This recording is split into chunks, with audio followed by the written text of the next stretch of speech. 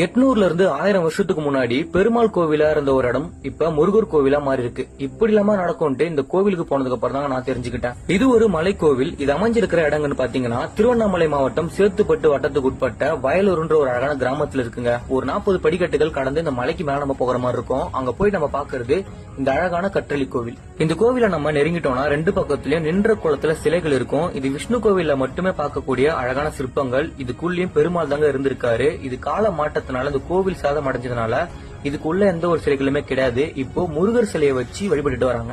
ரொம்பவும் அழகா கட்டப்பட்ட ஒரு கற்றளி கோவில். முழுக்க முழுக்க கற்களாலே ஏற்படுத்திருக்காங்க. நிறைய கல்வெட்டுகள் இருக்கு. சுத்தி நிறைய தேவகோஷ்டர்களுடைய சிலைகளும் இருந்திருக்கு. ஆனா இப்போ எதுவுமே நம்மளால பார்க்க முடியல. இந்த கோவில பார்க்கும்போது சோழர்கள் கட்டின ஒரு கோவில் போலதான் தெரியுது. நீங்க திருவண்ணாமலைக்கு வந்தாலோ இல்ல இந்த கோவில பாக்குறதுக்காக வந்தாலோ மலை மேல இருக்கிற முருகபெருமான வழிபட்டுட்டு இங்க சுத்தி பாக்குறதுக்கு நிறைய வியூ பாயிண்ட்லாம் இருக்கு. நீங்க என்ஜாய் பண்ணலாம். இந்த வீடியோ உங்களுக்கு பிடிச்சிருக்கும் நம்புறேன். இந்த வீடியோ உங்களுக்கு பிடிச்சிருந்தாக்கா ஒரு லைக்